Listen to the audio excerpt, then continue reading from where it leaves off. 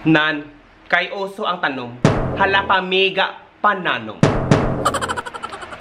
Pero mga day, pasensya gid. Kaya syempre, busy si Maninay. Kaya nagsugod ang amon nga klase. Amon ako nga, wala ako nakahimo sang akon nga updated video. Kagkabalogid ako nga damo sa inyo ang nahidlaw na sa akon. Gani ari, bag-o nga video.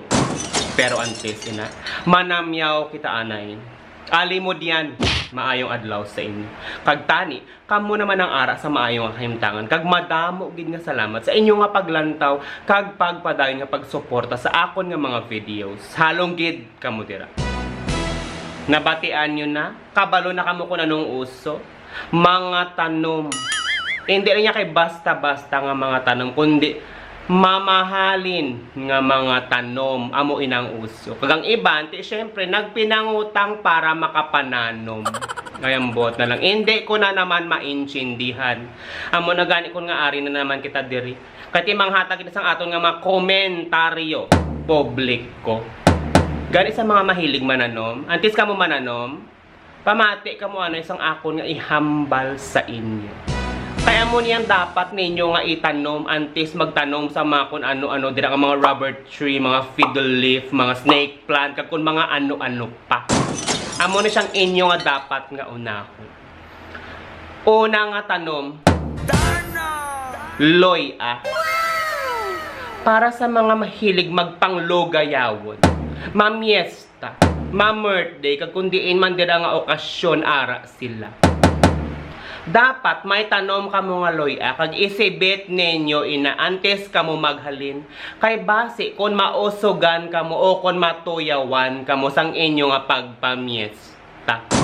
Ang budlay, kung natuyawan ka, kahit siyempre pangitaon mo pa to si Chay, kung sino man nakausog sa imo, tapos magpalaway ka pa. Ti kung may loya ka, solve ka na. Ang muna dapat ang una, loya. Ikaduha, Artemisa. Dapat may tanom ka nga Artemisa. Kaya kung ikaw ginaubo o ginabarokoy, pamok sa isang Artemisa. Tapos, kwaa ang katas ng Artemisa, kag inomon. Kaya sigurado gid ko, wala ka na sang ubo, pati plema, kakas pa. Di ba mas bongga? Inom sang Artemisa kung ikaw ginaubo. Hindi na paghulat ta nga, tugambulon ka hasta mag-ululubo ka. Ikatatlo nga tanom, kasla. Sa mga tao nga permi nagalingin ang ilang nga ulo. Permi nagasakit ka daw mabuka ang ilang nga ulo. Tanom kasla. Kaya kung magsakit ang imong nga ulo, nga daw mabuka na, panghampol sang kasla, ilabi naging kung daw ginahilanat ka. Ganiin ang tatlo nga tanom. Importante ina siya. Nugay mga inarte-arte nga mga tanom. Kag. Para sa naghahambal, permi nga food is life, mahilig maglamon. Hindi nyo gid pagkalimti nga magtanom sang tanglad kag balonggay. Kaya mo nang pinaka-importante. Kaya kung magtinola ka, kinahanglan mo sang tanglad kag balonggay. Kuha ka lang sa imong agsaran, hindi kay mangawat ka pa sa inyo nga tupad balay. Tapos samtang ka pangawat ka, nakasay ka sang sulog nga nagahulon sa babaw sang Injilmingo. Bawgen tripan mo pa, tinero pa nimo, kinawat pa nimo. Hindi lang niya kay balonggay kang tanglad, baw pating sulog nila kinawat mo pa. Gani, pananom ka mo, para may magamit ka mo. Hindi kayo nang arti-arti among inyo. Ang iban sa inyo, napuno na sang tanom, napuno man sang utang. Ang bot na lang.